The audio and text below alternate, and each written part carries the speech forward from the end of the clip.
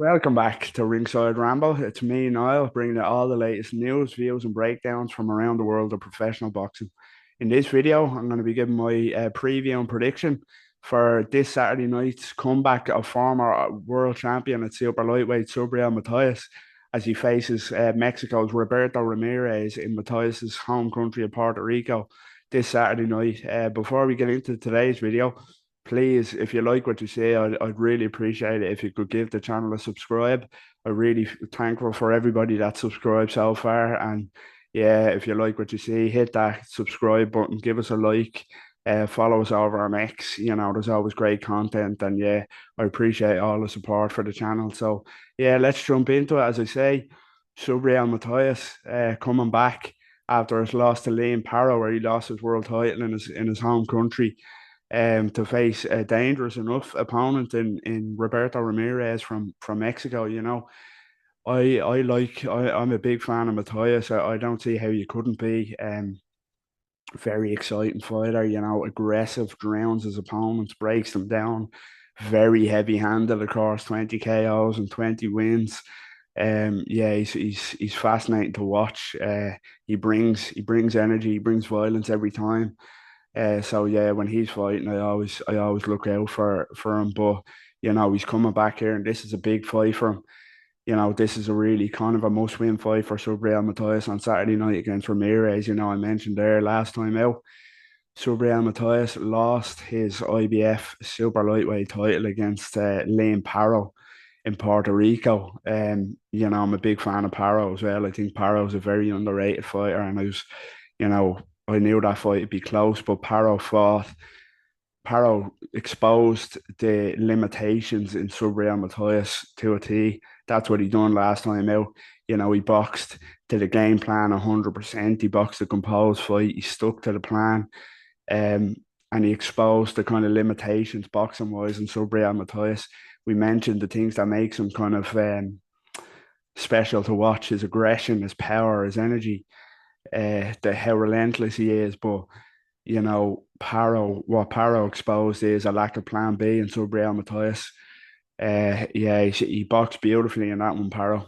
As I say, he he stuck to the game plan. He remained composed behind enemy lines in Puerto Rico as well. Who knows if that was a factor, if there was a lot of pressure on Subriel Matias fighting, defending his title in his home country. But credit to Paro, he fought a great fight. Boxed brilliantly. Yeah, boxed brilliantly. Never got himself caught in positions where Subriel Matias could make him pay. Like, it's back to the ropes. He took center of the ring and outboxed him from there. Never let Subriel Matias, you know, close him down or settle into his own rhythm. And as I say, there was a lack of plan B for Matias when it wasn't going his way. There always kind of has been, but it's worked for him. He's gotten away with it. Boxing wise, he's not the most clever technical boxer, but he's strong, he's aggressive, he's heavy handed, and it got him that far. It got him to a world title. But yeah, he came unstuck against a world class operator who never strayed from his game plan in Paro. So credit to Paro, it was a good win. But yeah, Matias, as I say, he needs to win this fight now on Saturday against Roberto Ramirez from Mexico. Even before kind of he won a world title, and even when he had a world title, to be honest, Matias was seen as a bogeyman of the division because of his power. And he wasn't a huge name. He was one of the most underrated fighters on the planet. To be honest with you, he just couldn't get those kind of big fights. Yeah, he was a bit of an avoided bogeyman of the 140-pound division, understandably so. But yeah, especially now that he's lost the title, he really needs a big performance against Roberto Ramirez this Saturday night. He really does, just to kind of put his name back out there in kind of the public stream of consciousness with him, with boxing fans, that he show that he deserves these big fights, and he's keeping his name fresh and in people's minds. I think he needs a knockout performance. I really do, to throw his name back in the hat for world title fights and to get people talking about him. So yeah, I think I think it's win or bust for Matias. It really is. Ramirez is, he's capable fighter. He's rangy, he's tall. He is heavy-handed himself. 19 KOs and 26 wins, I believe. We've seen him before. He has experience against world-class operators like Williams Zepeda. Now, Williams Zepeda beat him comfortably. No real shame in that. But we know what kind of a wrecking ball Williams Zepeda has been. But yeah, I think he has a couple of kind of big gaping flaws that Matias, I think, will expose and should expose. His footwork, I think his footwork is terrible. He gets caught in his own feet a lot, and very sloppy footwork. Coming in square, getting feet, getting tangled up. I don't really rate his footwork, to be honest with you. And also, he's very easily hit. He's very hittable. Carries the hand relatively low and keeps the chin quite high. And he's not hard to find. He's not hard to kind of clip on that chin at all. So I think Matthias will be too fast, too aggressive, too sharp, really, for Roberto Ramirez. And I think Subriel Matias will knock him out. And I think he'll knock him out in 6 rounds. It'll be interesting to see, as I say, what the hangover is from the Paro loss.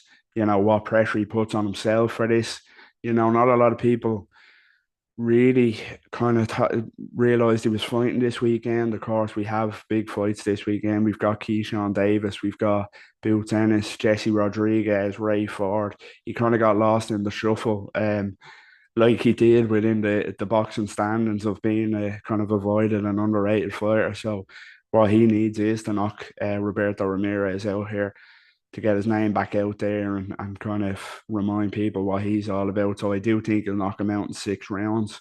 But if he's not the fighter he used to be, if that pressure, if that hangover from the Paro fight is on, still weighing heavily on him, Ramirez is capable. Ramirez can spring what would be an upset here, but yeah, a lot of pressure on Matias. But I think he's going to live up to the pressure and get himself relatively back in the mix for world titles at 140 pounds because he's such an exciting fighter. He deserves to be.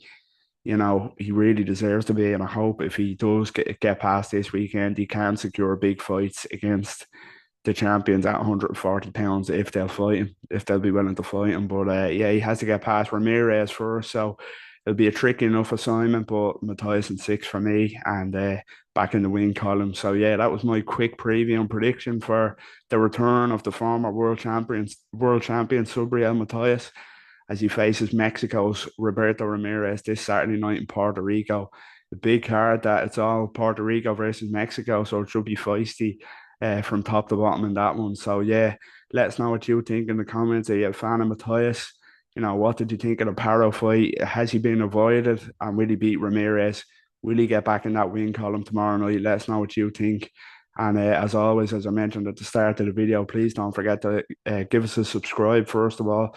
I'd really appreciate it. I really appreciate everybody that subscribed to the channel already. So thankful for all the support. So hopefully I can keep growing. Give the video a like, follow us over on X, and yeah, there's always great content to be kind of engaged with over there and on here. So yeah, let us know what you think. Give us a subscribe, like, comment, share, all that good stuff. And until next time, speak again and take care.